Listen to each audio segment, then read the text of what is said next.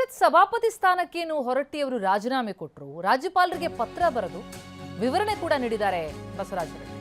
ರಾಜ್ಯಪಾಲರನ್ನ ಭೇಟಿ ಮಾಡಿದೆ. ಈ ಬಗ್ಗೆ ಬಿಜೆಪಿ ಜೆಡಿಎಸ್ ನಿಯೋಗ ಅವರು ಕೊಟ್ಟಂತಹ ರಾಜೀನಾಮೆಯನ್ನು ಅಂಗೀಕರಿಸಬೇಡಿ ಅಂತ ರಾಜ್ಯಪಾಲರಿಗೆ ಮನವಿ ಮಾಡಿಕೊಂಡಿದೆ. ಸದನದ ನಡಾವಳಿ ಪ್ರಕಾರ ರಾಜೀನಾಮೆ ಸಲ್ಲಿಕೆ ಆಗಿಲ್ಲ.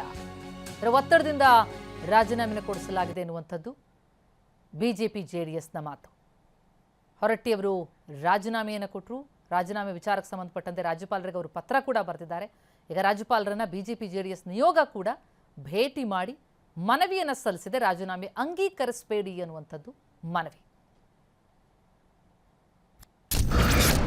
ಗೌರವಾನ್ವಿತ ಶ್ರೀಯುತರೆ, ಕರ್ನಾಟಕ ವಿಧಾನ ಪರಿಷತ್ನ ನನ್ನ ಅಧಿಕೃತ ಕೊಠಡಿಯಲ್ಲಿ ಆಗಸ್ಟ್ 7, 2026ರಂದು ನಡೆದ ಘಟನಾವಳಿಗಳನ್ನು ತಮ್ಮ ಗಮನಕ್ಕೆ ಗೌರವಪೂರ್ವಕವಾಗಿ ತರಲು ಬಯಸುತ್ತೇನೆ.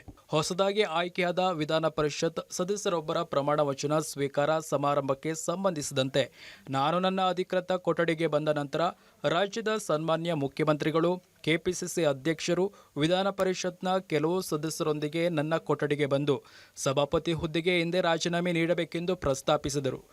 ಆದರೆ ಮುಂಬರುವ ಮುಂಗಾರು ಅಧಿವೇಶನವನ್ನು ಕರೆಯುವ ತಮ್ಮ ಆದೇಶದಂತೆ ಆಗಸ್ಟ್ 14, 2026ರಂದು ಸದನದಲ್ಲಿ ವಿಧಾನ ಪರಿಷತ್ನ ಸನ್ಮಾನ್ಯ ಸದಸ್ಯರಿಗೆ ಧನ್ಯವಾದಗಳನ್ನು ಅರ್ಪಿಸಿದ ನಂತರವೇ ರಾಜೀನಾಮೆ ನೀಡುವ ಇಚ್ಛೆಯನ್ನು ನಾನು ವ್ಯಕ್ತಪಡಿಸಿದ್ದೆ.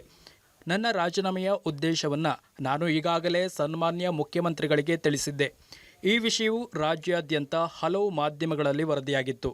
ಆದಾಗ್ಯೂ ಹಿಂದೆ ರಾಜೀನಾಮೆ ನೀಡುವಂತೆ ಸನ್ಮಾನ್ಯ ಮುಖ್ಯಮಂತ್ರಿಗಳು ನನಗೆ ಸೂಚಿಸಿದರು. ನನ್ನ ಅಧಿಕೃತ ಕೊಠಡಿಯಲ್ಲಿ ನಡೆದ ಈ ಬೆಳವಣಿಗೆಯು ನನಗೆ ಆಶ್ಚರ್ಯವನ್ನುಂಟು ಮಾಡಿತ್ತು. ಆದ್ದರಿಂದ ಈ ಸಮಯದಲ್ಲಿ ಪರಿಸ್ಥಿತಿಯನ್ನು ತಿಳಿಗೊಳಿಸಲು ಸನ್ಮಾನ್ಯ ಮುಖ್ಯಮಂತ್ರಿಗಳ ಕೋರಿಕೆಯ ಮೇರೆಗೆ ಇಂತಹ ನಿರ್ಧಾರವನ್ನು ಕೈಗೊಳ್ಳುವುದು ನನ್ನ ಕರ್ತವ್ಯವೆಂದು ಭಾವಿಸಿದ್ದೇನೆ. ಆದ್ದರಿಂದ ತಮ್ಮ ಮಾಹಿತಿಗಾಗಿ ಇದನ್ನು ಗೌರವಪೂರ್ವಕವಾಗಿ ಸಲ್ಲಿಸುತ್ತಿದ್ದೇನೆ. ಹೊರಟ್ಟಿಯವರು ಈ ಪತ್ರವನ್ನ ರಾಜ್ಯಪಾಲರಿಗೆ ನೀಡಿದ ಬೆನ್ನಲ್ಲೇ ಬಿಜೆಪಿ ಜೆಡಿಎಸ್ ನಿಯೋಗ ರಾಜ್ಯಪಾಲರನ್ನ ಭೇಟಿ ಮಾಡಿದೆ. ಹೊರಟ್ಟಿಯವರು ಕೊಟ್ಟಂತಹ ರಾಜೀನಾಮೆಯನ್ನ ಅಂಗೀಕರಿಸಬೇಡಿ ಅನ್ನುವಂಥದ್ದು ಬಿಜೆಪಿ ಜೆಡಿಎಸ್ ನಿಯೋಗದ ಮನವಿ.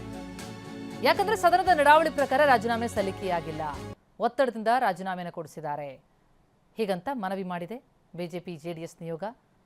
ಸಭಾಪತಿ ಸ್ಥಾನಕ್ಕೆ ರಾಜೀನಾಮೆ ನೀಡೋದಕ್ಕೆ ಹೊರಟ್ಟಿಯವರಿಗೆ ಒತ್ತಡ ಹೇರಲಾಯಿತು ಅನ್ನುವಂಥ ಆರೋಪವನ್ನು ವಿಪಕ್ಷ ಮಾಡ್ತಾ ಇದೆ. ಲೋಕಭವನದಲ್ಲಿ ರಾಜ್ಯಪಾಲರಿಗೆ ಬಿಜೆಪಿ ಜೆಡಿಎಸ್ ನಾಯಕರು ದೂರನ್ನು ಕೊಟ್ಟಿದ್ದಾರೆ. ಇದು ಯಾವುದೂ ಸದನದ ನಿಯಮದ ಅನ್ವಯ ಹೊರಟ್ಟಿಯವರ ರಾಜೀನಾಮೆಯನ್ನು ಕೊಟ್ಟಿದ್ದಲ್ಲ. ಕಾಂಗ್ರೆಸ್ ನಾಯಕರ ಒತ್ತಡದಿಂದ ರಾಜೀನಾಮೆಯನ್ನು ಪಡೆದಿದ್ದಾರೆ. ರಾಜೀನಾಮೆಗೂ ಮುನ್ನ ಎಐಸಿಸಿಯಿಂದ ಪಟ್ಟಿ ಕೂಡ ರಿಲೀಸ್ ಆಗಿದೆ. ಸಭಾಪತಿ ಸ್ಥಾನಕ್ಕೆ ಎಐಸಿಸಿಯಿಂದ ಹೆಸರು ಸೂಚಿಸಲಾಗಿದೆ. ಇದು ಸಂವಿಧಾನ ವಿರೋಧಿ ನಿಲುವು ರಾಜ್ಯ ಸರ್ಕಾರ ಅನುಸರಿಸ್ತಾ ಇರೋದು. ಹೀಗಾಗಿ ಹೊರಟ್ಟಿಯವರ ರಾಜೀನಾಮೆಯನ್ನು ಅಂಗೀಕರಿಸಬೇಡಿ ಎನ್ನುವಂತಹ ಮನವಿಯನ್ನು ಬಿಜೆಪಿ ಜೆಡಿಎಸ್ ನಿಯೋಗ ಸಲ್ಲಿಸಿರುವಂಥದ್ದು. ರಾಜ್ಯಪಾಲ ಗೆಹ್ಲೋಟ್ ಅವರಿಗೆ ಮನವಿ ಮಾಡಿಕೊಂಡಿದೆ ಬಿಜೆಪಿ ಜೆಡಿಎಸ್.